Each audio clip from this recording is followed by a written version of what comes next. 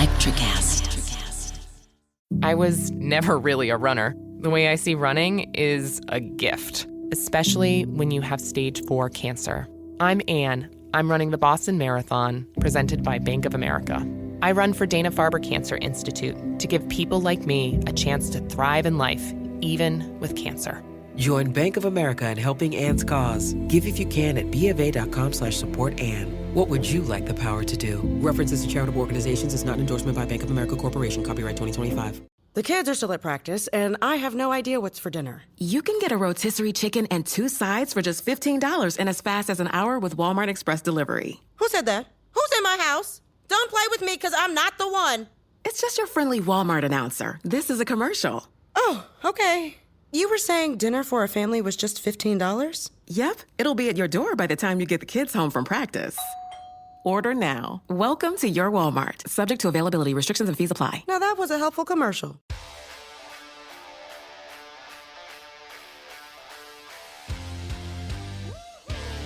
Ladies and gentlemen, it's the Power Ranking Show. We do it every week because they play football every week.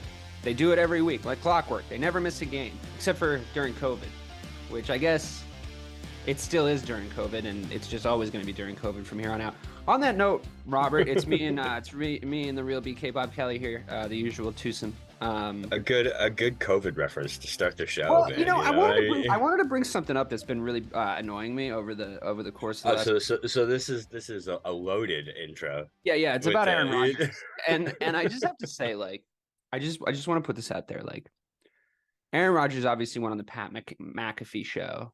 McAfee, which is just like a fucking absolute cesspool anyway. I'm pretty sure that guy's drunk most of the time when he's doing that show, but he goes on the Pat McAfee show and he calls Travis Kelce Mr. Pfizer because he's in the middle of a rant about how the Jets didn't lose too badly against the Chiefs, I guess. Like he's like, well, we kept him quiet. We got Zach Wilson, you know. It's like, okay, well done.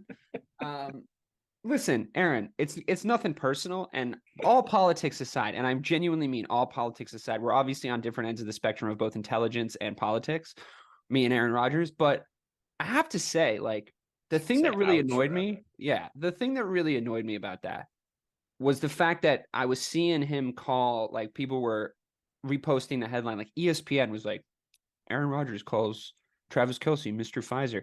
And the comments, and look, I know you shouldn't be in comment sections. It's not a Mensa meeting by any stretch of the imagination. But the comments being like, wow, didn't like Aaron Rodgers before, but now that I know he's this hilarious, it's like, guys, he called him Mr. Pfizer. He's not Don Rickles. Like, that's not good comedy. It's not a good joke. Yeah, it's not at all. It's just not a good joke. There's probably at least 20 jokes about the vaccine and him sponsoring it and stuff like that that he could have made that were funnier. But that was lowbrow. I mean, and the fact that, and then he says it and everyone's like, oh my God, he went there. Like, I don't believe he went there. And it's like, okay, guys, here's what actually happened. He's in the middle of an excuse-filled tirade for his subpar Jets team that's doing fucking terrible without him. Kind of trying to intimate that they didn't do that bad against the Super Bowl champs. Insults Travis Kelce because you know that Aaron Rodgers loves to be in a celebrity relationship, and he's so mad that Travis Kelce is in the uber celebrity relationship. So 100%. Last week on this show, Bobby, I was like, oh, I'm so sick of the Taylor Swift Travis Kelce thing. Fuck it. If I know it's making Aaron Rodgers this hot under the collar, if he's this mad about talking shit about Travis Kelce, he's got to sit at home at 40, looking at a guy who's won twice as many Super Bowls as him, dating a pop star. I'd be mad, and who has opposing politics to him, politics based in science. I would be mad too. If I was Aaron Rodgers, I would be mad too. Anyway, Aaron, I just wanted to say from my couch to yours, go fuck yourself. So moving on to the actual. It is jealousy, 100%. Oh my God, it's jealousy. Are you kidding me? He loves being in a celebrity couple. It's one of his favorite things. He loves being a celebrity. I think you're a little old, Aaron. I think that ship has passed, my friend. 40 years old, sir. You are 40 years old. Like, you should have stuck with Olivia Munn. I don't know what to tell you. I know you fumbled that bag. Here's the deal. We got to get into the power rankings because a lot has happened. I think, I don't have the stats on this, Bob, but I'd say this has to be the most differentiating power ranking season we've had. I think we the most adds and drops of the top 10 that we've had over the course of the last few years, because there's teams that have looked good that have dropped out. There's teams that have looked bad that have made it back in. There's all sorts of storylines in these top 10. Would you agree? 100%. I think we're reminded every single year that the first 3 weeks mean dog shit. You know, we can sit here. It's worse now with the 17 games. It's worse with the 17. It doesn't, bro. It doesn't. Like, look at the Bears right now, right? I know that it's very possible they blow this lead in the second half. Yeah, they're looking like they're trying to blow this lead. I'll be honest. You're there. At the time of recording, big sack just now. I mean, just think about the difference of team that you saw the first 2 weeks and the offense that you've seen, through a few quarters here. Nobody a few care quarters about preseason anymore. Is that what it is? Like, it's just we got 18. I don't know, we got man. 17. It was like even the Bills. Even the Bills, week 1, bro. It's like you lose to that fucking Jets team, and then you go out and beat the Dolphins team that dropped 70 the week before. It's like, okay. I mean, you've got the Ravens on this. You've got the Ravens on this list. They're which back, I think is fair enough. I think that them making it back into the top 10 is fair enough after they look. I mean, I know I've been down on them, but that's the most trick or treat fucking team ever. Like, you don't know what you're gonna get for them week to week. It's like some weeks I'm right about them, and some weeks you're right about them. Like, it remains to be seen, honestly. It's definitely been a weird year so far. A lot of up and down. A lot of teams that we thought were good that might not be. And a few teams that are even more surprising than what we usually have there. But yeah, go ahead. We'll talk about it. I will say, just since you brought up the Bears, we are 27-11 in Thursday Night Football. First half they looked amazing. Second half they looked like they're trying to blow the lead. But I will say, in Bears news, the man himself, the meanest man in football, Dick Butkus, did pass away today at the age of 80. He made it a lot of years. Dick Butkus, coach. You hear that? He's cursing.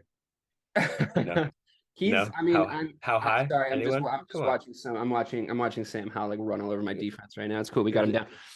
It was a great reference. It was a how high reference. Yeah. The wonderful thing about Dick Butkus is the story I remember reading about him when I remember I was like 10 years old, and I had like an NFL. It was a book. It was like an encyclopedia book. It was called NFL's Great.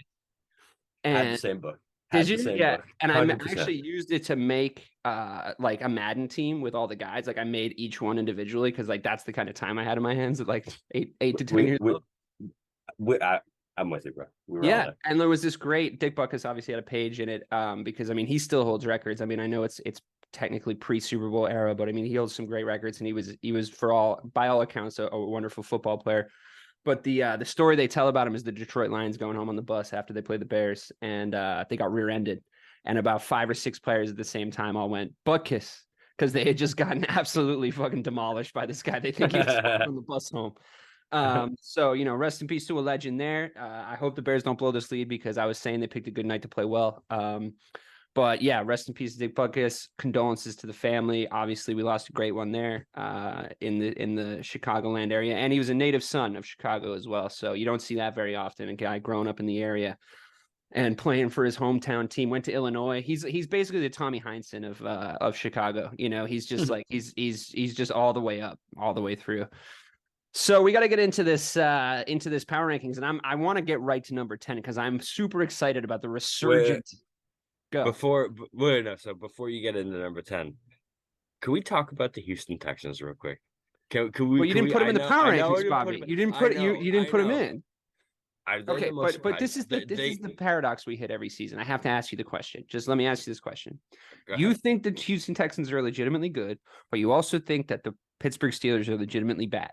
So them beating a legitimately bad team shouldn't be proof that they're legitimately good. How can both things be true? Domination. How can both things be true? But how can both things be true? Domination, though. It's these past 2 weeks, bro, weren't just wins. They beat the Jaguars by like 30. The Jaguars look weird as fuck. The Jaguars look weird. But they're still. Like they're still, a very talented team. Are they as good as you thought they were going to be this season? Are they looking like the team that you thought they were going to be? But both can definitely be true. Where it's like, bro, I don't think it can.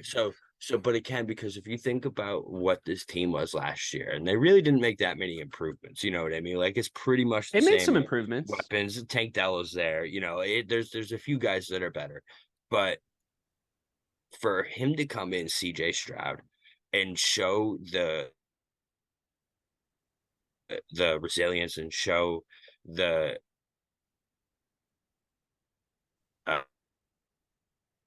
back. Did you hear his whole spiel about like how he invites all his offensive linemen over to his house every single week for dinner? And like he's like, it's That's because fucking weird. No, it's odd. Is he not married? That's probably not actually. I actually thought that because his wife would be like, his wife would we be can't do this. my girl would be like, no fucking way. We can't do this every fucking week. I'm sorry, but it's just that's the type of stuff, man, that makes a quarterback great. You know what I mean? Like that's not the type of stuff that makes a quarterback. It's not. No, it isn't. Winning games and winning. But he still has makes a quarterback. He still has the. Sorry, he has 300-yard passing games in his first 4 games. Justin Fields has 1 in his career. Yeah, But I love Justin Fields. Right, I think he has a lot of potential. This guy, man. Talk about the Panthers fucking up or the Bears fucking up taking Trubisky. I think them taking Bryce Young over this guy is going to be a huge mistake because I think CJ Stroud. They also mortgaged a lot to take Bryce Young too, which was like, they did to us. DJ Moore has almost 200 yards receiving. Well, DJ Moore, but also we have their pick next year and they're losing every single game. So it's like, like even if we turn this season around in Chicago, anyway, it doesn't matter. You're talking about CJ Stroud. I think he's the jury's still out, bro. He's got it's been 4 games. He's been 4 games. I know. It's been 4 games. I'm sorry. That team is still incredibly flawed. We knew Herbert had it after 4 games. You can't nearly break up the podcast, Bobby, based on a strength of schedule argument with the Pittsburgh Steelers like 3 years ago, and then turn around and say, "Well, but when you beat the Pittsburgh Steelers, like you're one of the better teams in the NFL." Like you're contradicting your overall thematics here, buddy. No, like, I just have to say, listen, they're not there yet. Okay. I'm very impressed. CJ Stroud looks like a legitimate star quarterback in this league. I give it 2 years before he's like one of the best. He looks good, man. He looks good. All right, let's not fucking start sucking each other's dicks just yet. All right, it's been 4 games, and like you said, it's been a weird year. The fact of the matter is, I know for a fact that Houston Texans roster is the worst on paper roster in the NFL. Like I know that. Like I can prove it. He has 2 wins throwing 300. No, it's just they've all been playing good though. They've all been playing good, so it's weird. Something's up, and I just don't know what it is yet. I'm not ready to admit that it's the quarterback. I'm not ready to admit it. My other point is DeMeco Ryans the best new coach in the NFL because it's very possible. You did the same shit with Daboll. But he was amazing with San Francisco, and Daboll still is a great coach. But he was amazing with San Francisco as their D coordinator. Bro, I think DeMeco is good too. That roster, he's doing a fucking. It's been 4 fucking games, dude. You're overreacting. I know I am. I know. I'm aware. All right, just wait. No, listen. I'm not saying that you're wrong. I'm not saying that you're wrong. We can't put it on the fucking. We can't chisel it yet. We can't put it on the board yet. It's too unrealistic too soon. I'm gonna hit this pen and DJ Moore to the house.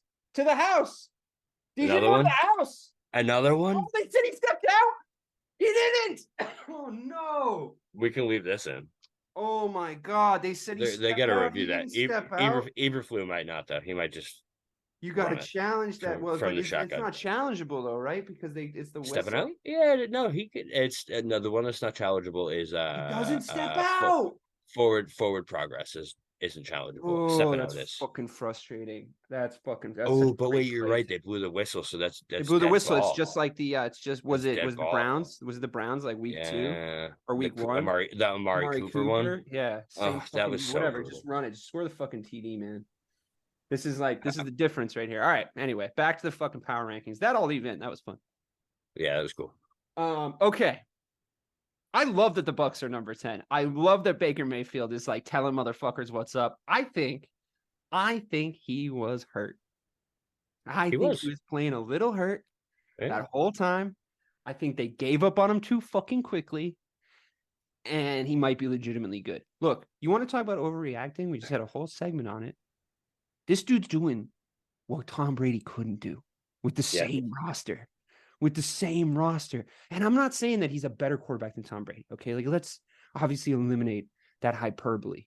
But maybe he's a better quarterback than 57-year-old Tom Brady was in his last season while he was getting divorced. Maybe. Well, and I think he has a lot less pride and a lot less ego too. So like, A little less pressure. he's right. A little less pressure right. that translates into though, For sure. But he's also running the coach's offense every week, and he's doing the things that they want him to do, and not being Tom Brady and like switching stuff up. And like, I get it, but maybe sometimes running that system is what works when you have those weapons. Because I agree, man. Baker looks great. It just looks fun to watch. Like it's like improvisational, like the pressure's off. Like, and these are guys that just spent their whole last season getting fucking screamed at.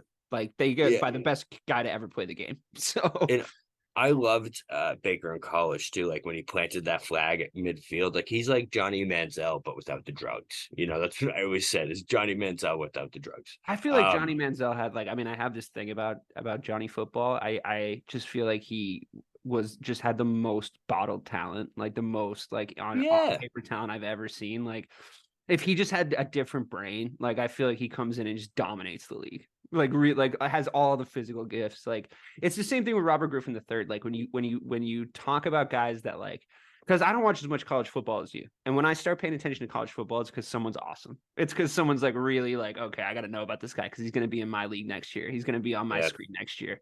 So, like Caleb Williams, for example, like we've been talking about him. So it's just I've started paying attention. I watched that. I'm obsessed with that guy, man. Yeah. I watched that Colorado game and I'm like, all of a sudden I'm fucking Mel Kiper. Like I'm fucking Lee Corso. Just like I go from barely watching any fucking college football to be like, he's got all the intangibles to be the next great thing. Like, it just sucks me right in. So, because my issue with college football, Bobby, we've had this conversation before, is it's too much. First of all, I didn't go to a college that has a team that I can root for, in D1 football. Secondly, there's UMass are decent, but they're not. The Dean Bulldogs were pretty damn good. Yeah, until they went off to fucking what was that, New Mexico, and got absolutely torched. No, until that kid started beating people with foam posits. Bro. Do you remember that shit? Yeah, it always had to go downhill, right? Based on Dean College was on World Star. Everyone, go look it up. Oh, it was, and it was a bad beatdown too. It was bad. And I was he didn't even steal the shoes too, which is the funniest part. You know what the worst part? The worst part of that of that happening too is Dean College has a shockingly beautiful campus. Like you would be so surprised to go there, right in front of the campus center, and it was just everyone go look it up. It just go look it up. The backdrop was just so picturesque and lovely. Like the first time I saw Dean, I was like, oh, this place is beautiful. Like I'm so excited to go here. Like this is gonna be awesome. And then it's just one of the worst fucking assaults you'll ever see in your life takes place in front of this picturesque college building. It was wild, bro. It was wild. Imagine getting beat the fuck up with your own fucking shoes because someone thought you. It was embarrassing. Someone hits you, takes your shoes off. It was embarrassing, but it was just look. Everybody has somebody on earth that can beat them that badly. It sucks that it happened to you. That's bad luck. It sucks that it was on video in the era I am really glad we didn't have 4K recording capabilities in high school and college. There was facts. Yeah, facts. I feel bad for those kids, honestly. I really do. That's too much. You're going to have embarrassing moments live out in perpetuity forever. I don't know. The internet's a permanent place, man. People don't forget. I'm putting that one in my back pocket, by the way. Perpetuity. I like that. You've never heard the word perpetuity before? No, I have. I just haven't heard it in such casual context. Just dropped That's wonderful. It's wonderful. That was a good one. Everyone should work in 3 to 4 syllable words into their vocabulary when they can. You also really liked what was turgid I used? Turgid. That was a good one too. You enjoyed that one. Yeah. Yeah. I like it. Everybody should get turned on by language, Bobby. It's beautiful. It's a beautiful. Sometimes, listen, I'm not. The ADHD kind of hindered my language development growing up for sure. But every once in a while, it's not. Yeah. Every once in a while. It's the system. It's the whole thing. Yeah. Don't even. That's a different podcast. A whole different day. It's the whole thing. Don't start. I'm ready to blame the system at any of the drop of a hat, buddy. Listen, you just keep going because my brain was just like, oh, bro. Podcasts after 10 p.m. My brain was like, oh wait, you want to talk about the system? Let's go. Talk about the system. I'm about to go take an Adderall. I'll do the rest of this podcast. I got a stash of them in my drawer, just for rainy days. That's the generation we're from, my friend. Oh, that's funny. That's funny. Okay. The thing that Anyways, people yeah, don't keep realize going. about ADD and like, because my best friend growing up was like ADHD. ADHD. My best friend growing up was like the Matt, who's been on the UFC podcast with me. He's like, he was in like textbooks with how fucking bad his was. Like he was like off the fucking scale. And it's just like you start when you're that close with someone that has it, you start to like learn about like the different things. And it basically just means, in my summation, it just means your brain can decide to fuck you at any moment. At all times, you bro. just have to be like ready for your brain to just like sneak up on you and kill you. My credit score has gone from 700 to 540 like 3 times in my life because my brain has just decided that I'm not paying my bills for 3 months. You know what I mean? It's just like there's nothing I can do about that. Telling me that he fucked his credit score up because See, bro, he was like just not paying attention, like not through any financial hardship, just by being like, oh, just fuck, not. There's a reason. No, I sent the letter, but the letter didn't get there. It's brutal, bro. It's brutal. Oh my god! Remember we used to do a football podcast? Yeah, I was gonna say this. Went right quick, bro. It's honestly, it's because it's Thursday. I really am. It's fun content, Monday though. through I Wednesday. like it. I'm usually better Monday through Wednesday. By the time Thursday rolls around, the wheels fall off for me. I'm fucking 15 milligrams of edibles deep and a copious amount of alcohol. I got nowhere to be. So, I've had sick children for 48 hours. Oh yeah, you're probably wired. I'm ready. That's your problem. I'm wired and blowing off steam. The Rams. I think it's Sean McVay. I think it's Sean McVay. I think he's like smooth. I think of all your Sean McVay talk over the years and how high you've always been on him. And I always sort of thought to myself, well, I think he's good. He's young. Obviously, he's found success in the league, but he has had like a lot of talent. But I think what you were right about, and the point you were making this week in the chat was, he may be so good that Cooper Kupp is like a system wide receiver. Like very possible. Man. Like we might actually be seeing a system so effective that you can plug a guy in with certain intangibles. Obviously they have to be quality in certain areas, but you can plug a guy in there and they can do the same job for you. We haven't seen somebody be able to coach a team like that since prime Bill. And I'm not saying he's prime Bill, obviously, but like that's what Bill did. Bill built a system where you could plug a guy into the skill positions with the same sort of profile as the last guy, and he would find equal, if not further, success. Am I wrong? Yeah.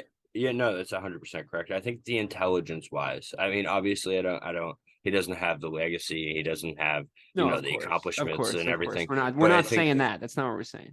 Football intelligence wise, like the next string of coaches is definitely McVay and Shanahan leading the way. Shanahan's when it comes to that fucking play football. It's insane. Yeah, man. I mean, same with McVay too. Like you said, man, he's turned that slot wide receiver into a MVP candidate every single year, where it's like there's nothing you can do about it, and it's crazy. The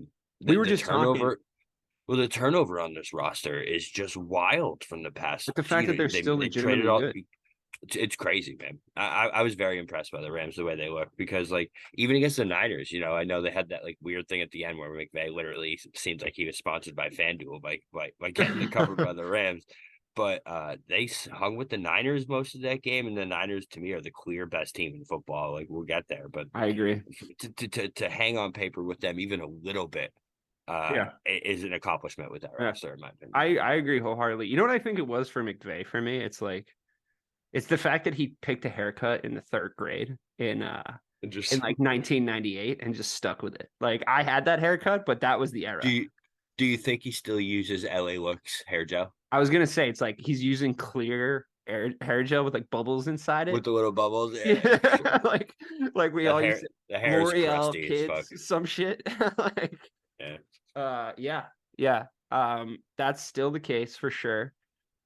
He's using trash like wholesale fucking gel to put up his like 1/2 inch hair on the front of his head, and I'm like, I can't trust a man who makes fashion choices like that. But then you realize that there's never been a good head coach that looks good in the NFL. There's never like it's like he has to look like shit, otherwise he wouldn't be a good NFL head coach. Bill Belichick, Andy Reid. I mean, the list goes on.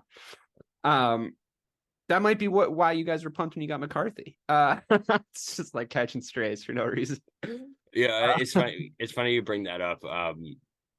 I feel like my obsession with these coaches, because you're right. Like anytime I see a coach that's like next level, that's actually doing stuff that like people are noticing, Yeah, I you get are. so like enamored with it. And it's just like, I'm pretty sure it's because for the past 20 years of my life, I've had just dog shit NFL coaches run through my life. I haven't had anyone that's like, oh my God. It's been like Dave fucking Campo, Wade Phillips, fucking Jason Garrett for half my fucking life. Huge fallout from Jimmy Johnson too, I think, is like because he was like he was such a legend, and like you guys do have like this kind of storied history right before you got there of all these guys like that what's his name that they named the high school in King of the Hill after, Tom Landry. It's like you have this like laundry list of great coaches that coach these like great QBs, and then you have to go. I mean, I know what that feels like when you're supporting the team that has all this history that you didn't get to experience, and now you're just taking the fucking brunt of it, you know. And I think it makes it better when they it does when they finally pay off, you know. Well, but you learn to appreciate the smaller things more. That's what I think. That's the point here. Is like, you know, when you have shitty coaches your whole life and you see a great coach, I just feel like you know it more. You know what I mean? You know it more. Yeah. You know, you're like, this guy's fucking got it. That's 100%. true. And but that's like, how I feel with McVay. Can we talk for a second? I don't mean to like totally fucking steer this off the rails again, but can we talk for a second about something I've been kind of thinking about over the past few days, because we've been talking, obviously we participate in group chat with like several Patriots fans, like more than several, and we're in a fantasy league with 1 million, and you know, we grew up with them and neither of us are. So, you know, you and I share this kind of experience of being in like hostile New England territory and being a fan of a different team. And like, they were such cunts during like certain periods of that success, like collectively, like they were such assholes at certain periods of that success. And I really thought I was going to enjoy the like phases of their downfall like a little bit more. But like there was something so depressing about that Dallas game from my perspective, which I'm sure you don't share because obviously you were cheering for the Cowboys. But I also kind of wanted to talk about this anyway because you didn't get an opportunity. They brought you on for the Patriots preview show on Missing the Point, and like, did not bring you on for the reaction show. So I just wanted to give you an opportunity since like this show is your and I's little baby. I think the behavior in the group chat may have had something to do with that. Dude, I was not trying to stick my fucking, you know, boot in, but I really did actually authentically. And I thought about it afterwards and I was like, maybe I shouldn't. Oh, nice fucking play, dude. Fuck. They're in the red zone and we just broke up a pass that was about to be a touchdown. I legitimately was just thinking out loud, and I didn't mean to like make Mike's day like that much worse when I was like, dude, I haven't weighed in on this, but I'm just letting you guys know watching this game as closely as I am because I had just that game on the TV because I just wanted to see it. Like it was just had the most interesting storyline to me. I obviously had 2 other screens going. But that was my like the one I chose in the later time slots, which weren't great. Those games were not great on Sunday, but it's that 9-3 bullshit, bro. I said the Mac Jones thing. I don't know if you remember, if you were following along the timeline, but I said the Mac Jones thing like right before it all started to really fall apart. Like it was like right before it all started to go like really, really wrong. Because Mike was like, no, he's good. They just got to get him some time. And I was like, bro, I'm telling you. I don't do a lot of other shit with my time. I know you don't either, but I don't have lenses on for this. I'm looking at this guy play football, dude. He sucks, bro. Like he sucks. Like to tell him, man. I'm like, he's not good. And I was like, I started in and I was like, dude, I can just see it. He's gonna have a headset on the Browns sideline in like 3 years. And like you just see the sideline reporting where it's like, hey man, we love having. Oh, God damn it! They fucking let up a touchdown. They're actually gonna blow this fucking lead. I don't believe it. I don't fucking believe it. 9 now. 9. Bad. We need to fucking. This is so depressing. It's getting worse and worse. I was like, I can see them giving the sideline speech. You know, oh yeah, well we love having Mac in the system, man. Like nobody knows the playbook better than Mac. Like that's why we love having him as the backup. You can just hear Al Michaels being like. Yeah, they love him over here in Cleveland. I mean, he's there. He's taking. He does all the right reps. Things, bro. He does all the right stuff, you know, and he's ready. He's ready to go. He's ready to come off the bench when he's called upon. He pretty much prepares like he's the starter. Yeah, you're right. Yeah, and you know he's around. He's talking to the guys, but he's in a cap, and he's on the fucking sideline.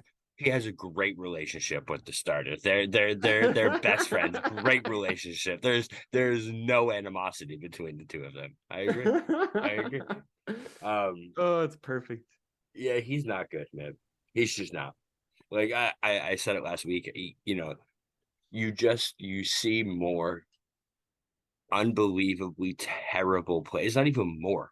You only Like throwing see back across his body. unbelievable, bro. That's you cannot do that. No. Especially against a good defense, especially without the playmakers, especially when you don't have the arm talent. There's so many reasons why Mac Jones should not be making that fucking play, and he made it like 4 times. It's like, dude, what? I don't even know what he's seeing anymore. He's lost. Just in my old man wisdom about the like back across your body throw. I got 2 great examples of why you shouldn't do that. One, it's a bad habit we all had in Madden that always resulted in a pick. Square. We all had that habit at one point. We were like, I see him. I can see him. And it's like, nah, dude. Also, I watched Donovan McNabb be able to kind of do it for like a couple seasons and like pull it off because he had a fucking gun. Yeah, he got it. And then all of a sudden it was like, oh no, he can't do it anymore, but he's still doing it. And like everybody's fucking just picking him off at will. Same thing with Brett Favre. Brett Favre would be like, yeah, but like watch this. The like, Vikings throw, bro. That's the number one. Yeah. Across the body. Don't do this. That. Yeah. And it's because it's just a guy like Brett Favre that's like, I just got a cock as big as your arm, and I'm just gonna sling this motherfucker as hard. And it's like, nah, you don't, but you're still sending it to fucking journalists. Wrangler can't wrangle this, baby. He needs to comment. He needs someone to wrangle him to stop being a fucking keep it in there, a man. predator. To comment on the Patriots part, though, please. Floor is yours.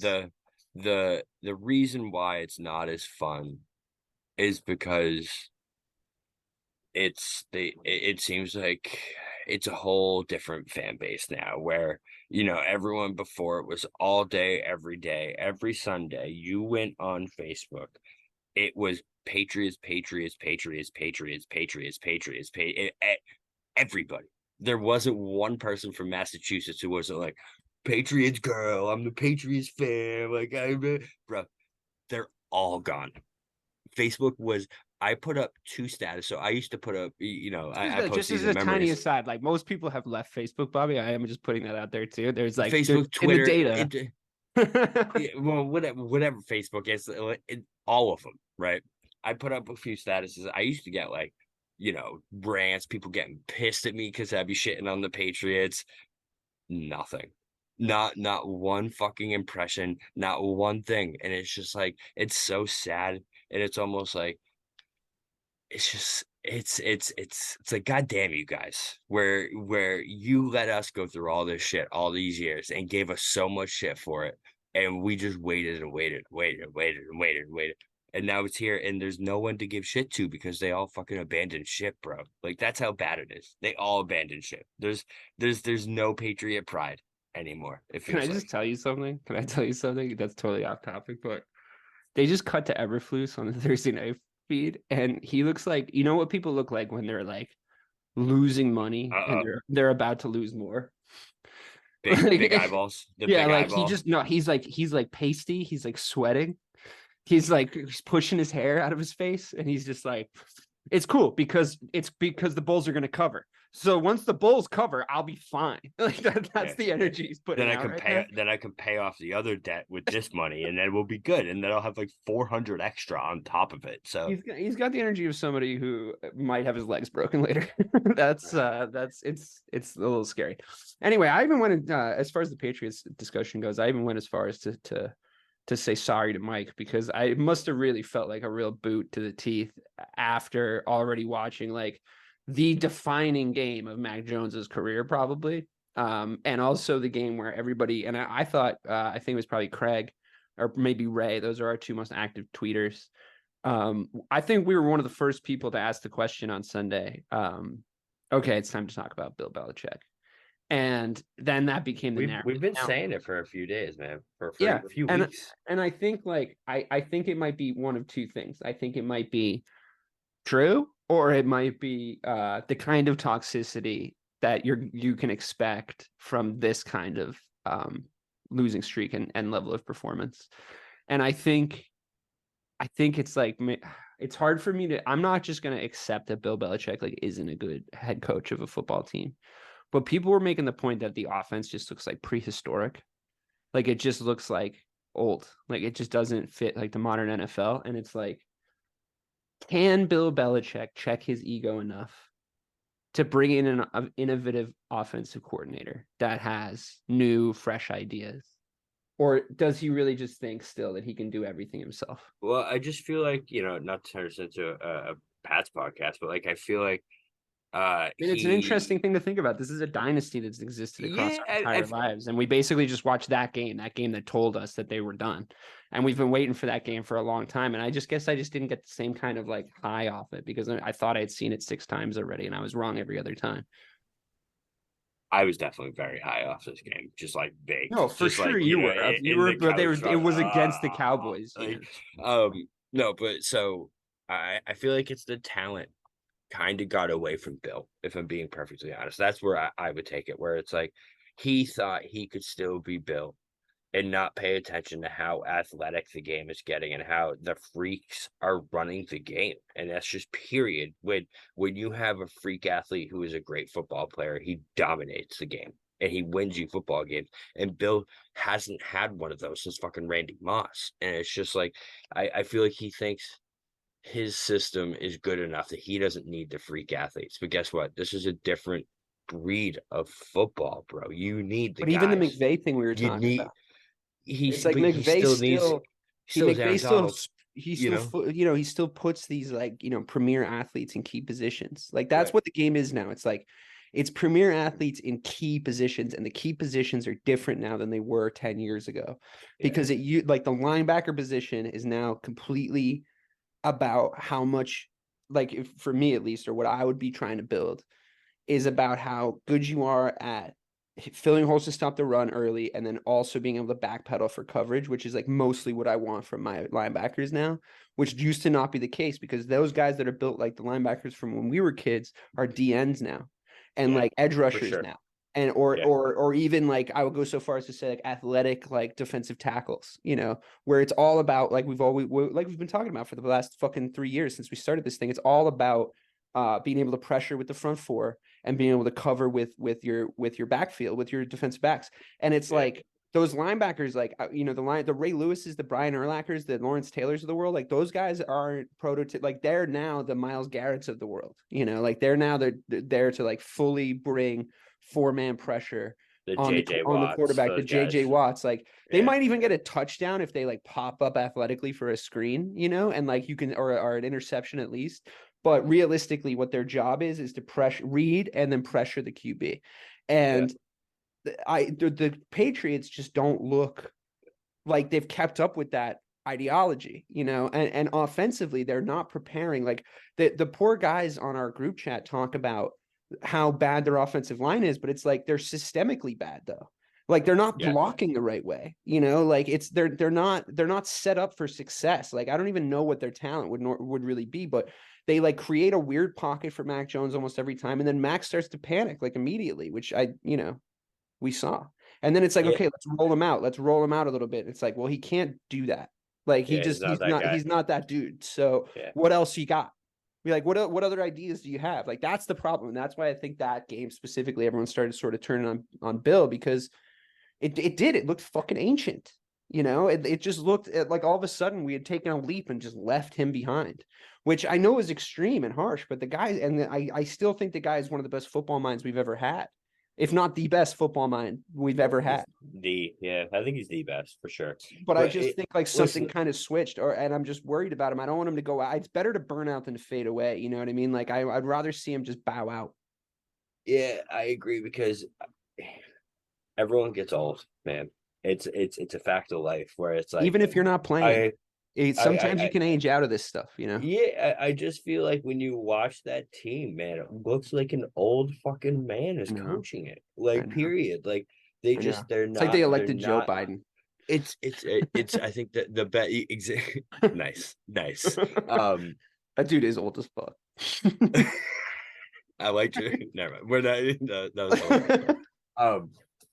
Yeah, it's just like, when you have a team that used to be known for how they ended halves, right? It was like their thing. They scored, they got the ball back, they scored again. That's how they dominated you. Like it went from 7 to 21 before you could even fucking know what the fuck happened. And you're like, oh shit, we're fucking getting killed now. Yeah. What the fuck just happened, man? That was the Patriots. That is We're like, every time you fucking played the Patriots, you'd be like, wait, you were like, oh, how are we fuck, losing we're so just bad in this game, bro? Yeah.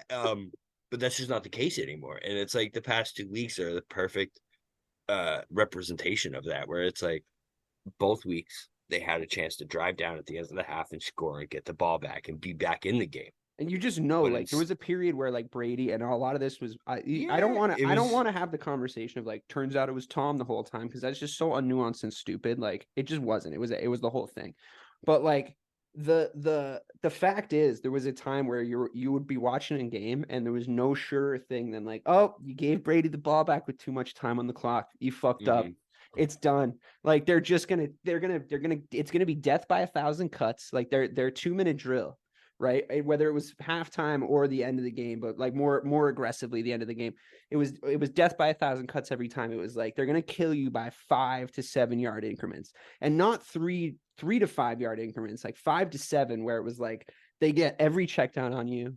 They end up in different areas of the field every single time. Your defense is confused. They're running hurry ups, but they're like waiting for the plays to develop, so it's still taking just as long, and because Tom Brady's so well protected, and they're just methodically chipping away at you and coming down the field. And it was a joy to watch at times. It was a genuine joy to watch when it was happening to somebody that wasn't your team. And I was just talking to you guys about the way that they were it was essentially impossible to stop them once they got in the red zone for a period, because they had that bubble screen play that worked like every single time. The Amendola corner, Edelman, like the front corner of the end zone, where it was like the pivot play or whatever the fuck it is. And in all of those plays, they would always be like wide open. Like they would basically be telling you what they were going to do. Yeah. And then they would still work, right? And it was just like, so when you say, well, I think Bill really just believes in his system so much and it's killing him, it's like, I would too. I would fucking believe in that system too. I've watched it be the best system of the entire NFL for 2 decades. So yeah, I get it. And I don't think, well, I guess my overall point is I don't think what's about to happen or what's currently happening should mar his legacy. No, absolutely not. It definitely doesn't. But like, the first thing to go when you get old is your attention to detail. Well, yeah, that's facts. But your attention to detail when it comes to like, like your daily routine, or like, how much extra work you put in, or like shit like that, dude. And it's like, it's so clear that's what's happened. You know what I mean? Like, when do you ever see a Patriots team with 13 for 130 on fucking penalties? You don't. You didn't. You just didn't. And now it's routine, where it's like they're clearly not a team that focuses on the details like they used to. So it is what it is. Yeah, it was a good Patriots segment. That was good. Yeah. Sorry, guys. Sorry, everyone. The guys to listen to it, because it was. I thought it was fair. Fair. You didn't take as much. Listen, man. You listen. I just, like, we'll get to the Cowboys portion of it when we talk about them, but like the way I see it, man, is they're in the worst possible position moving forward that they could be in, where it's like, if you stick with your guy, if you stick with your guy, you're insane with the quarterbacks that are coming out next year. So it's just like, you better start tanking right now, because if you go 8-9 and you fuck yourself out of one of these quarterbacks and you have to go Mac Jones again for another year, you will regret it for at least 10 years. There's nobody in at least 10 years. There's nobody in New England that has any sort of level of football knowledge that doesn't have at least part of themselves that wants to be in the Caleb Williams sweepstakes right now. You have to be. I mean, it's the only call. Here's the problem: GM Bill Belichick and his complete fucking desire to not give whoever his quarterback is the ball, like the weapons that he needs. Like, I could genuinely see the Patriots, and I know this sounds harsh, but I could genuinely see the Patriots getting the number 1 pick, having the option to draft fucking Caleb Williams, and then either not drafting him first or trading the pick. That would be one of the most egregious things in the history of football. Like, he's that good, man, where it's like, if at this point in Bill's career, it is either Caleb or Bill. I said this to Mike, man. It has to be Caleb.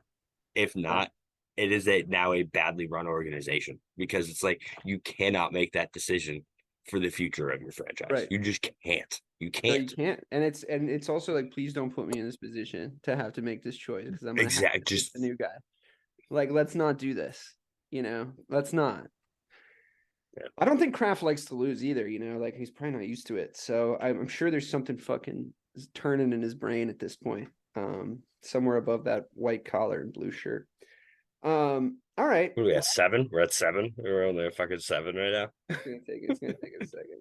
It's gonna take a second for sure. You might have some patching to do, where you have to like move some. Yeah. Oh my god. Yeah. They threw another fucking PI on the fucking Bears. You gotta be fucking kidding me. Eberflus looks like he's gonna burst a blood vessel in his head. He's watching his Bears tenure end right now. So we're all watching it. I don't think that was pass interference, but we'll have to see. It's not. It isn't. It just isn't. It's not. They can't call that PI. Give me a second. I need to find out if they call this a fucking pass interference. You're fine. Sorry. You're good, man. They're looking at it. They're talking about it, but he doesn't touch him. Like, he genuinely doesn't touch him. They're discussing whether they better be talking about how it's not a fucking PI. They're in a fucking little referee huddle right now. I hate these fucking huddles, man. No foul. Okay. Phew. Looked like we were about to get fucked by 2 big, not like pass interference related calls in this game overall. So I didn't want that. There was no foul. All right. Good stuff. Anyway, the Detroit Lions. Whew, that offense, huh? That offense is fucking exciting to watch. It is a fun little machine they're running. I'm ultimately satisfied about it, because I fucking told you guys they were going to be good, and no one believed me, except for Mike. Believed you. I believed Mike believed you 3 years ago. You didn't believe me about the Vikings either. You didn't believe me about the Vikings. I did not believe you about. The Lions, I definitely did. I was on the Lions were in my first 10, weren't they? Yeah, they were. Were they? Yeah, for sure. Okay. I'll take it. I'll take you on board from the Lions train. You can have some stock. Thank you. I just want some residuals. Yeah. No, all right. I'm with you. The thing that impresses me most about them is, like, we knew the offense was good. You know what I mean? Like, we know Ben Johnson's a good coordinator. We know, what we saw last year. They have better running backs. He's great, man. They have better. Montgomery is a great pickup for them. I knew he was good. I was sad to lose him. He's the type of runner that Campbell likes too. Where they've got an embarrassment of riches in the backfield. Their only criticism is not using Dobbs as Gibbs or Gibbs. I mean, yeah, Gibbs. But the thing is, though, it's like Swift is kind of a pussy. And that's the running back they had last year. He's definitely a pussy. And that's what they said, though. That's what they said. They were like, he's a bitch. Fucking, what's his name? Hated him. Yeah. The running back, was it Levins? No, not Levins. I don't know. I don't watch Hard Knocks, but I know. I think that they were literally like, we got to move on from this guy. He's soft. We did. Yeah. They didn't like him at all. So Montgomery's the opposite of that, where he's a downhill. Fucking he'll seek out contact. That's the kind of runner he is. And that's the kind of guy that fucking Dan Campbell is. So it's just perfect. Yeah, but the defense is what's impressing me, man. Really, because they're better than you thought they were going to be, not because they're good, but because they're better than you thought they were going to be. Because last year they were bad. They were awful. They were bad, and this year they're above average, and that's a big jump to make in the NFL when it comes to defense, man. You don't see that much. You know what I mean? Yeah. Usually, a bad defense stays bad unless something drastic happens, but like. There's just a lot of guys on this team that are making plays, and Aiden Hutchinson looks real. I'm big on the Lions, and plus the rest of the division does not look very good. So I think they might be in control of that North pretty much all season. I don't know. Do you think the Packers can overtake them? No, I don't think the Packers are good at all, and I think they've been super the Vikings. Inflated. No fucking way. No, the Vikings are done. Maybe the Vikings. I mean, on talent, the Vikings could turn their season around, but that's gonna be it's weird. Decline. They just have no running game, bro. They have nothing. in the running game portion, where it's like Kirk Cousins is leading the NFL. Well, they let one of the best passing. running backs in the NFL walk away. So like that's for on you. for nothing. Yeah, For nothing. They're fucking idiots. So, Yeah. I said that in the preview show. I'm the like, Bears, guys, I mean, I don't want to be mean, but like the Bears aren't catching the Lions. The Bears aren't catching the Lions, no, but I also said the Bears are going to come second in the NFC North, and I still think that's possible. I mean, I'm watching a 30-20 game in Thursday Night Football in prime time. Coach's job is on the line. It's 3rd and 15. The Washington Redskins have the ball. Ooh, sorry, the Commanders. I'm an old man. You got to give me some leeway on that. Get to that. Who did that? Was it Michaels? No, someone did it where they said someone big Redskins, did do and it. was Yeah. just I mean, it's so kind of hard. awkward. It's just like you associate the two things in your head. But our punt returner and kick returner, Velus Jones, who's also listed on the depth chart as a wide receiver, is currently in our secondary right now. That's how beat up our secondary is. He used to be a corner, didn't he? Yeah, but he's like he's one of those guys where it's like this, he's kind of both, but it's like the point being we're fucking depleted and in the secondary, and we're getting cut up in the secondary, and we just had another injury. So we're just a little beat up out there. So yeah, I'm not saying that the Bears are a great football team or anything. I just think that I did have some information going into the season to be high on them, that their roster was decent. And if we spend another season like accruing the kind of draft capital we could have going into this offseason where our record's bad and the Panthers' record's bad, if you don't really massively fumble that, if you don't massively fumble the number 1 and the number 2 pick in the NFL draft, and you just do the smart thing by getting Caleb Williams and Marvin Harrison Jr. and just calling it a fucking day, then you that you're good, you're fine, your franchise is in great shape, and it's about the deals that you made with the Carolina Panthers of the world. So just saying. I completely sympathize with you, but 2024 wasn't my question. I know. No, I know. But I mean, when you mention them, I have to immediately go into coping. Like I have to immediately go into. Like, I saw all the wheels turn, and you're like, bro, I'm gonna rationalize everything to myself in the next 45 seconds. There's nothing you can fucking do about it. So honestly, those first fucking 4 weeks have hurt so bad. I'm like so devastated. And it's like, just watching this game, it's like, and then last week they gave me like a fucking glimmer of hope that their offense, and Justin Fields looks like who I thought he was, which I really think that it was the exact same thing as last year. Now we're like, exact same thing.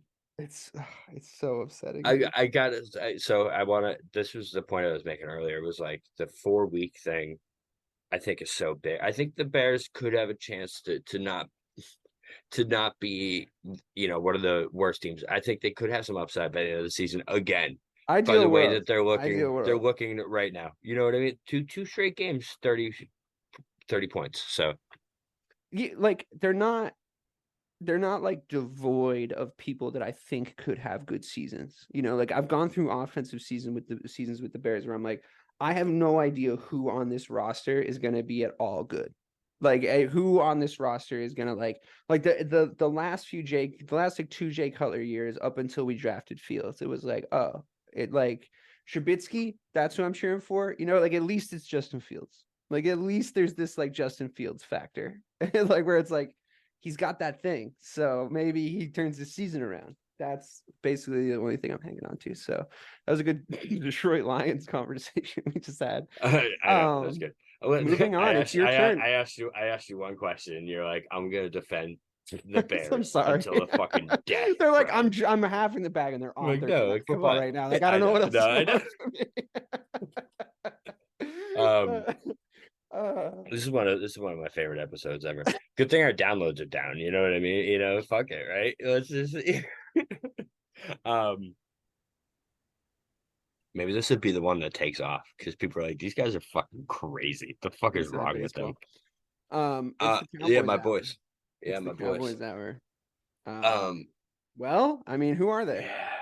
I thought the Cardinals, just to tee you up here, I thought the Cardinals had a good enough week that I agree. That it made that loss seem less bad, and you had a good enough week where it righted the ship almost exactly in the most ideal possible way that it could have on the bounce from the Cardinals loss, which shouldn't have happened still, but it was an ideal week for a response, right? For sure. And if you think about it, man, it's like everyone, on the pod was like, oh, you lost to Josh Dobbs, bro. Josh Dobbs is better than Mac Jones. So like it's the past few weeks is not wrong, bro. Not wrong. You're not wrong. Are you signing that to the group chat right now? Is that No. like Bobby just said Josh Dobbs is better than Mac Jones? But yeah, that was impressive, bro. Deron Bland looks real. That dude is good. I knew he was good last year. I didn't think he was this good.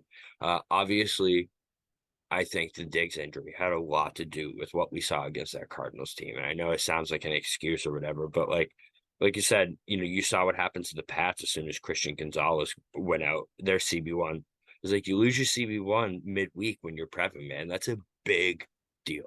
So I think the defense that we saw, that's the real defense. The Bears CB1 is out right now, by the way. So let me tell you something else about the Chicago Bears. No, I'm just kidding. Go ahead. I mean, you can if you want. No, I think it's obviously it's different because I think losing losing either of the Diggs brothers is season hurting. You know what I mean? Losing anyone in the top 5 at their position is you know what I mean? It's just so detrimental, man. And the only thing I worry about DJ Moore to the house. DJ Moore to the house. Yeah, baby. What's up? We're not fucking this one up. Woo! There you go. They tried. Is that 3? That's 3. As he's over 203 touchdowns now. He must be. Oh my god, I have him on my fantasy team and I'm playing Joe. I'm absolutely going to be decimating him. Going off now.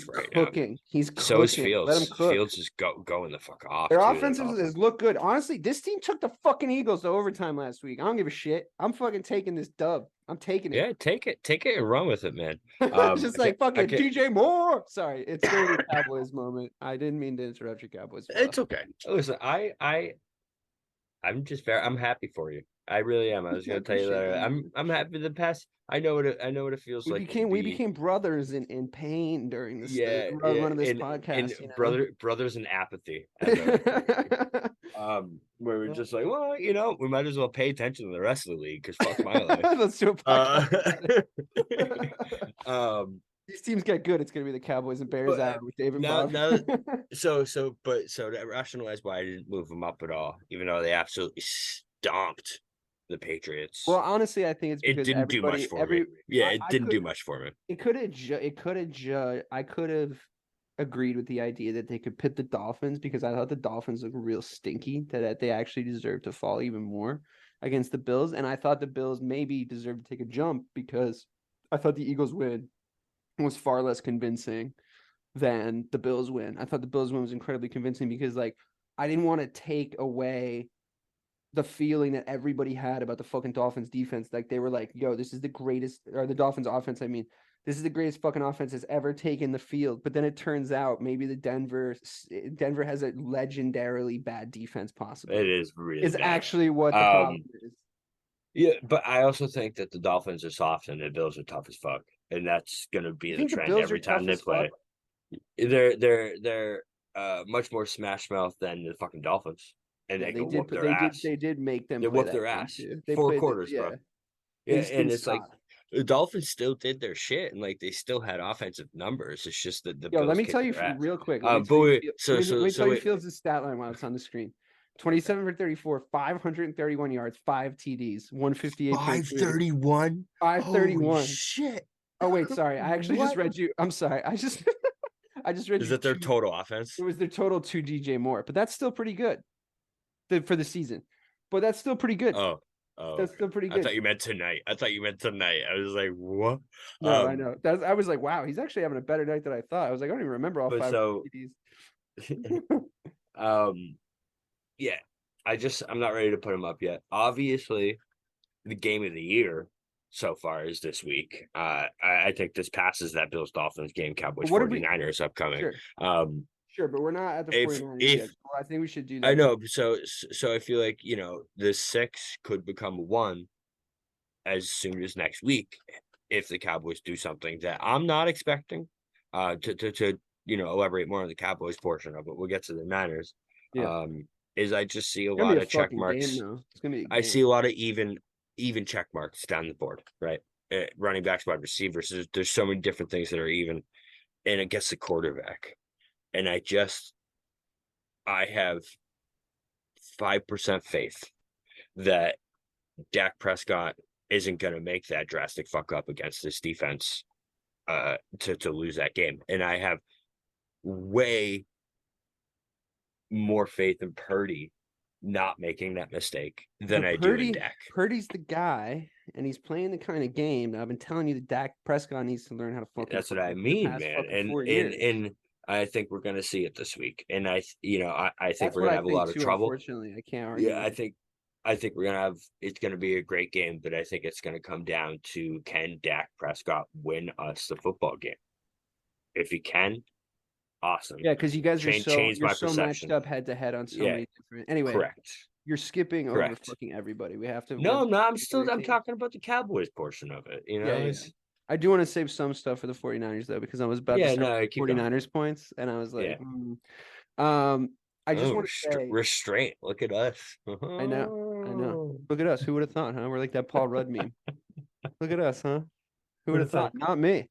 Not me.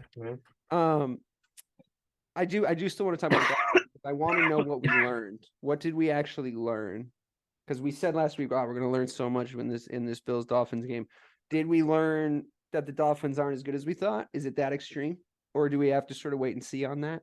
Or did we learn that the Bills, and I think this is true, I think we learned that the Bills are made of a little bit more, to your earlier point, than what we thought. That's what I think. I don't think it said as much about the Dolphins as it did about the Bills, because I think the Bills look like a team that were doing that to anybody they played that day. And I think I think that says more about them than it does about Miami, if that makes sense. But maybe I'm just like over sportsing it. No, that's 100% my perception of it, to be honest. I think they were pissed. Everyone's talking about Miami.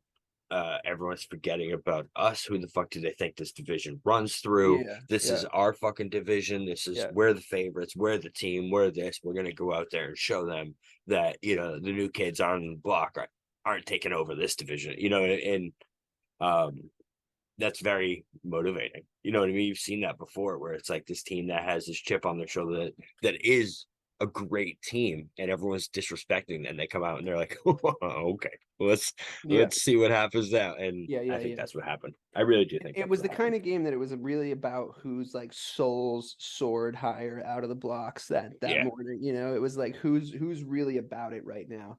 And I don't necessarily think the Dolphins aren't. I just think they're built a little bit differently than this Bills team. And it's like styles make fights, right? Like matchups are the thing that determines like how the outcome of events, because it's these two forces meeting, and it's like how they kind of respond to each other, right? Like matchups is a thing, and like there's nuance to everything. And there's also this momentum game that Buffalo played so exceptionally well. Like they just went downhill on them from the jump. And I think that like the Dolphins just got a little punched in the mouth, right? And I know it's a cliche, but it's really so much more about how they react to it than it actually happening, because I think that can happen to anybody, because I've seen great teams get punched in the mouth. It's speed teams.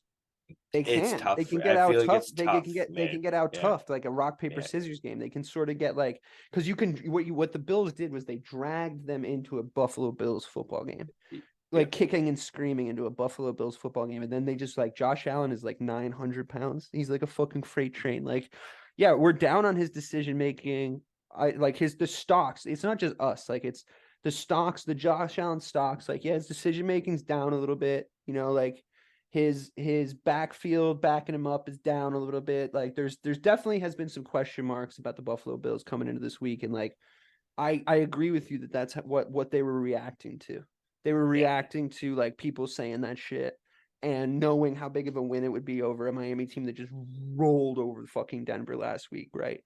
And it gives them it's like they took that credit now. Like they took it's like, well, the Bills could turn around and be like, we would have beat them by 80. So fuck you guys. You know what I mean? So I do think that styles make fights, and I think your point about the speed is an important one, because in order to mitigate that, don't mitigate that by trying to keep up with them. That's a fool's errand. But you can mitigate it by just like hurting them, like just pounding into them for the entire the course of the entire game. And like you said, they didn't let up for 4 quarters. Yeah, exactly. For 40, I don't think I've ever seen a team drop 70 and then get 48 drop down on the next week, man. This 48. Hold this for me. It Hold was this for wild. me. Fuck, because like honestly, you're not wrong. Like Buffalo's like, you guys are a bunch of bitches. Yeah, it's what that was, man. It's exactly what that was. Which 100%. I did not 100%. hate. I honestly didn't hate it. Like I don't hate the Dolphins either. I actually quite like them, and I like Mike McDaniel, and so I know you do too. But you're high on every coach except your own. I love, except my coaches and yours. What do you think of the Chiefs this week? Number 3 on the Real BK PRs. They're a weird team, man. I don't know. I know you kind of joined me on like what the fuck is going on with them. I think you're right. It's weird. This year, I'm not as high on them. And I feel like they're buying into all these distractions. It doesn't, you know what I mean? The vibe just feels weird with this team. Like I say this every week when I say this, would I be surprised if we get to the end of the season, we're like, oh, well, fuck us, it's the Kansas City Chiefs again? No, not at all. But this is different, man. This is they're Kelsey with this fucking Taylor Swift thing, Mahomes, making these weird throws. You know what's really like, fucking weird? It's just the blatant defensive guys that he's throwing it to. I don't know if he was doing this before and like he just had guys to make up for it or what the fuck happened, but he's throwing it into like double coverage. You see that one short arm? I don't think he had, bro. I don't think it said he had guys to make up for it. Like I think that you're bordering on like Patrick Mahomes fucking slander when you say that. Like you're bordering on like, did he have what, like, was he a product of his he's weapon? Thrown some bad he's thrown some bad interceptions this year. Okay, but I mean, sure. In the past, you're right. That was slander. 100% that was slander. Like I can't quite I'll accept that yet. But I think what the problem is twofold. I think it's just true that they did not do enough to address the wide receiver situation coming into this season. And I think it's like that simple. Like in a lot of ways, I think that like a guy who plays like Travis Kelce plays 1 year older when his age starts with 3 and saying like he was so good last year that he can still be basically the number 1 wide receiver in the league. Like they had professionals last year. They weren't great, but they had MVS, Valdez-Scantling, and Juju. And it's like, listen, these guys are lighting the world on fire, but like they were doing their job. Veteran wide receivers, and the difference between them and Kadarius Toney and Sky Moore are as your 2 top options are just, you know what I mean? It's like, come on, it's something weird is going on. But like I said, it's a pretty big drop off from Tyreek Hill. All right, 100%. But all this being said, it might not fucking matter, and we could still be sitting here in February being like the Chiefs are the best, Mahomes is the best, and we're fucking stupid for doubting them once a fucking again. Okay, well, stop with the we stuff because that hasn't happened to me. Hold on a second. I just want to clarify my position for the kids at home. I did not say that last year. In fact, right around week 4 or 5 on one of the Monday night games that the Chiefs were in, I was like, they're winning the fucking Super Bowl, just so everybody knows. And I did not waver from that for the entire year. It's right around week 4 or 5, and 2 things happened simultaneously. I got the feeling that they're not the same team as they were, but I also got the feeling that the 49ers are fucking it. Like I really got the feeling watching them that they're it, and like they have a level of swagger on offense and a level of we can't figure out what the fuck they're doing on offense, and such a sick defense to go along with it that like I think that this might be one of the most foregone conclusion-y seasons of the entire NFL that we've watched, which is disappointing. But I think that they're going to come out against Dallas on Sunday, late game, right? Afternoon game. Dominate. Is the night game? Night game. Yeah, the Sunday night game. I think it's I don't think Dallas will have anything to like really hold their heads down about. But I think we're really going to see that San Francisco is the team to beat. They are the front runner, and it's like, holy shit, like what it's going to be like wagon, It's going to be 21-7. But it's going to be like a really convincing 21-7, if you know what I mean. Yeah, of course. Like 7 sacks and 2 Yeah, interceptions type yeah, shit. yeah. Yeah. And it's like, but then also the Cowboys defense is going to play really well. And, But the all, offense is just and going it's to going to be be like, garbage. there's going to be some like early storylines where it's like CMC is not getting the wheels moving. Like they're getting to him in the backfield, like or something along those lines. Ooh, okay, George Kittle. All right, tough one, tough pass breakup. He's dropped 3 passes. Like they're really right in his face, and I think that's going to happen early. But I think they're gonna maybe score 1 defensive touchdown. I know this is oddly specific. I do have the script in front of me. They'll maybe score 1 defensive touchdown, or I mean, I could be completely wrong. This also could be like 5-2, like if the defenses are as good as I think they are. But I really think that the trump card here is the fact that the 49ers have so many weapons that you guys don't have, and I think that's going to be the difference maker. Can we agree that? So we skipped over the Eagles, but I think that's a good way to bring up the point I want to make. I think from what I've seen so far, these are the 2 best teams in the NFL. If I'm being perfect, and San Francisco. If the most impressive team so far, the Bills with that None weird of week the 1. Philadelphia wins have been convincing. Exactly, and Like it's just I'm I mean not they're convinced by 4-0. them at all. I think when the Cowboys play the Eagles, I think we're gonna expose that defense. I think the secondary is just absolutely garbage right now. And I think these are the 2 best teams. I could see them taking like a couple weird divisional losses too. Like I could see them like all of a sudden their record is like They almost lost to the good. Commanders, bro. Yeah. But I could just see their record like not looking that good after like 9 weeks. Like not like really actually 9 weeks in where it's sort of reflecting what we're talking about. Because like the offensive line, do you think the offensive line is still the best one in football in Philadelphia? They have the best center. I don't know. It doesn't look like it is to be. It looks different. Because your point about the coordinators seems to have made sense, and also DeAndre Swift being soft, like all these things you're saying, it's like it's one of those kind of perfect storm things that's happening over there, and it's not quite there, but they're responding really well to their Super Bowl hangover.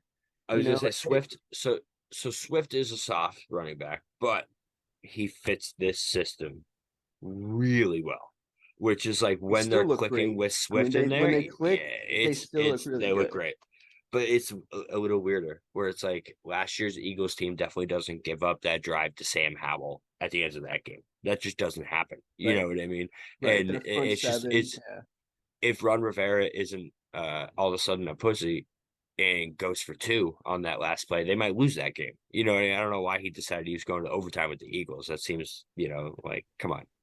You just tied up the game in a miracle, bro. Just go for 2. People applaud you for just doing it. He went for 2 for no reason tonight, so obviously it was in his head. Like it was like the math didn't really add up. Like if they had to kick the extra point, it would have been 10. Love it. But going for 2, it would have been 9, and it was like they didn't get it, and I was like, wait, that was weird. Like I don't get it. But I mean, Bears have gotten their first win, by the way. It's final. They've got their first win in 37-20 decade. No, 40-20. Holy shit. Let me tell you something though, just as a quick aside. Dropped a burger? You could drop the burger? Dropped a 40 burger, but also when we kicked the field goal to like make it 40 and like it was a little under 2 minutes, and everybody was like, all right, yeah, we won the game. Polls came down and like showed some solidarity and support with the coaching staff, and the vibes on the sidelines were immaculate. The vibes were immaculate. And I'll tell you something else. When they started to look like they were going to come back after a bad third quarter by the Bears, the secondary started talking shit to all the Commanders players because the secondary was getting burned. They started talking shit and they started celebrating stops and started like fucking doing like hand signals and shit in their face. And it was like, you know what? Yeah, fucking get mad about it. Like, honestly, get mad about it. And like, we're in a game. Like, don't let them come back and fucking embarrass you. Like, have some professional pride. You can't let that happen 2 weeks in a row. So I mean, Justin Fields' stat lines are fucking nuts. DJ Moore looked great. I'm perfectly happy with this week. Yeah, maybe, I know that, we've done like 14 tangents here, but I'm so totally down for another one. Maybe that Fields calling out feeling robotic and everything like that was like the perfect thing that needed to happen. It has looked a lot smoother since then. Because a lot more comfortable, a lot smoother. I just feel like when they had there was, through training camp or something like that, there was some kind of tension or something between them where like Fields wanted to do it their way. He wanted to do it really bad, but like he just felt like it could, you know what I mean? It was one of those things where like you've had a job before where you're like, they teach you this way. You're like, I just don't, Because but I I gotta think that they do were it. trying to get But the you offense. know, I think they were trying to get the offense to look like closer to a Patriot style offense where it was like he wanted to do these check downs and he wanted to do these like short yards. like Cam Newton, Yeah, if he could like throw the ball. yeah, exactly. And it's like Yeah. I want to just go across these things. And Fields is like, yo, honestly, I got legs and I got a deep ball. Can you just take advantage of the things that I can do, especially after we get DJ Moore on the fucking roster? And he does have a fucking deep ball, dude. Like I've been saying it. And it's like we just haven't been fucking doing it. Like, and he honestly, he threw so many good fucking passes like into the fucking breadbasket today. And like back corner, back shoulder, like he was dropping those passes. And quite frankly, those are the passes you want your fucking quarterback to have. You don't need to force him to. I know that it seems like the other set of passes and the checkdowns and the bullets and stuff are easier set of passes to have, which he also displayed tonight, by the way. But realistically, if your quarterback can just find a fucking streaking wide receiver down the sideline, why don't you just let him do that? And here we are. It's that fucking simple. It was like the Vic issue all those years, man, where it's like, you know, they kept trying to make him be like this pocket quarterback, and like, you know, it kept. But that's not the same thing as that, because I think Fields looks good in the pocket. I think he looks good in the pocket if you run the kind of. He looked great in the pocket tonight. You got to run the kind of. You got to run the kind of plays that work for his style. He's got a cannon, and it's super accurate. You know, I honestly think it might have just been an issue with the fact that he can run. Like it's like he can run so well that you don't know what to work on other than that. You know, and I've seen that, like, it's like that with those other QBs where it's like, all right, well, I mean, he's got wheels. We should take advantage of that. And it's like, yeah, take advantage of that in select situations, man. Like in situations where you should be running the ball, you know, like it doesn't matter who does it. Those don't like on 4th and 1 with the game on the line. Yeah, just dude, he got every fucking QB sneak yard. All we did was the butt push, which obviously is the most broken play in football, and everybody should be doing it. And like it took us 4 fucking weeks to start doing that, which drives me up the fucking wall, dude. And everybody in football should be doing that right now. They should be making that. They should be begging them to ban that play, and begging them to ban that because that's what they're gonna fucking ban that play. They're 100% banning that play for the record because of the Eagles. Funny enough, full circle. They run it really well.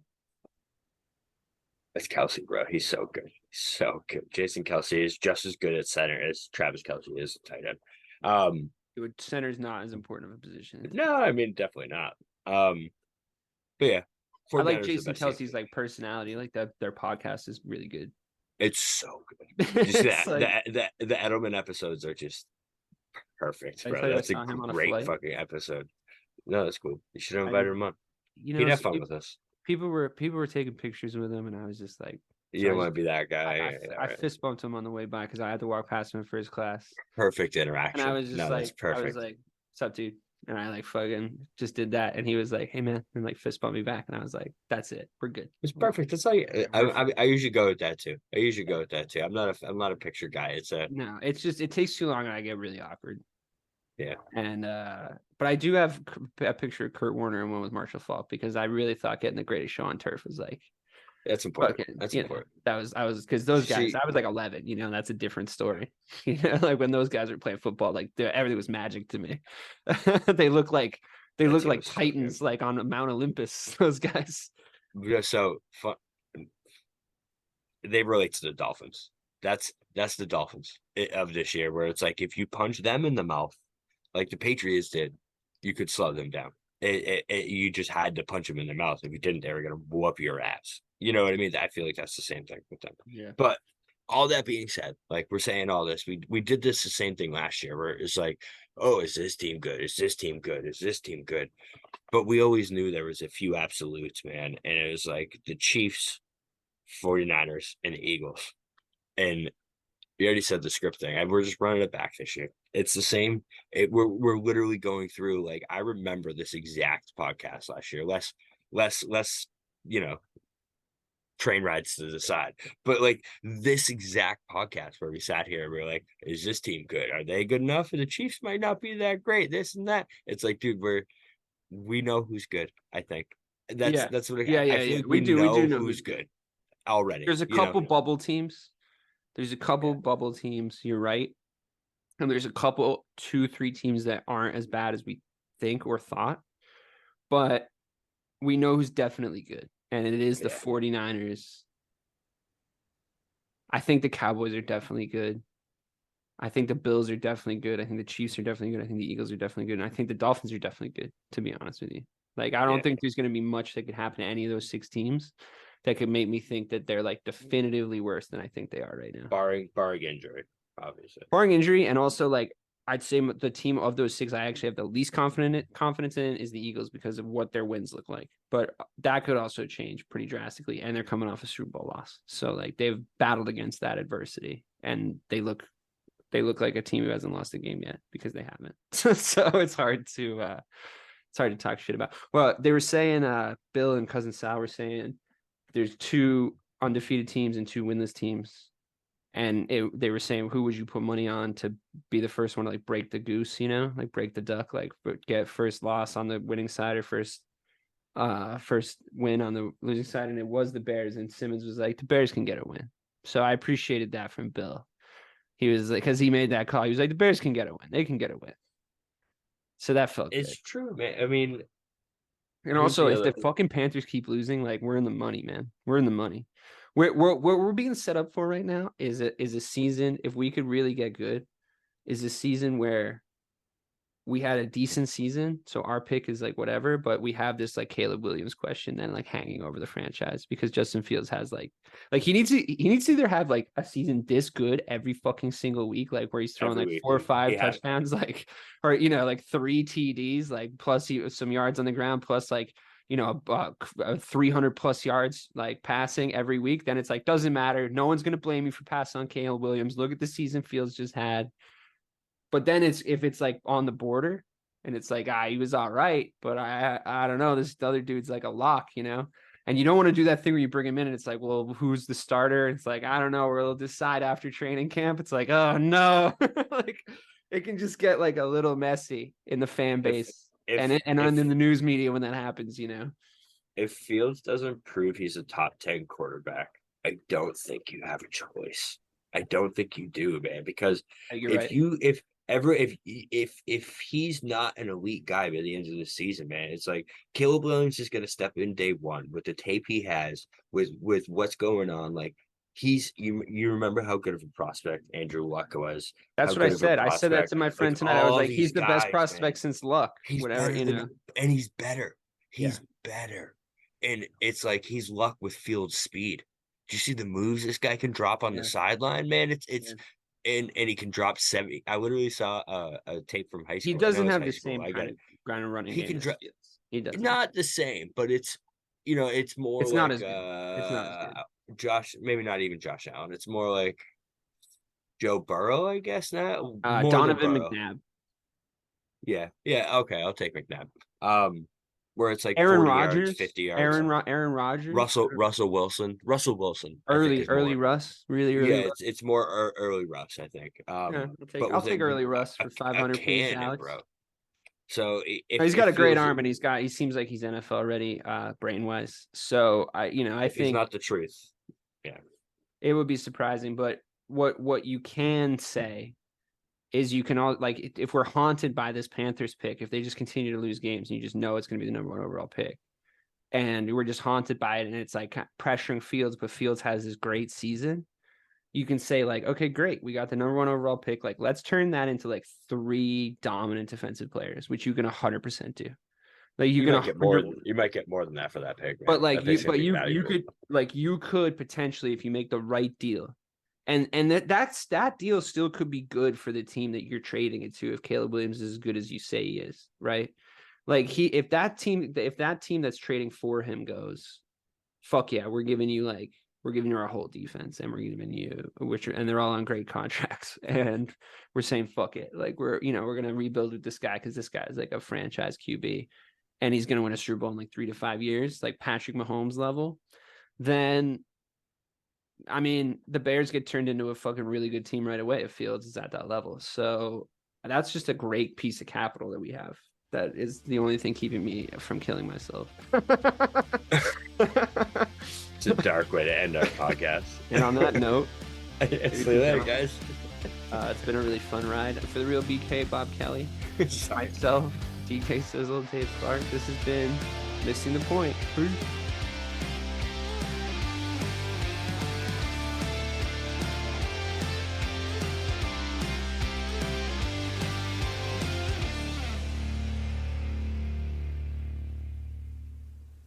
Hi, I'm Sherilyn Fenn from Twin Peaks. What did you do on your last Saturday night? Did you hear something? Toilet paper. There's nada. The reserves have gone dry.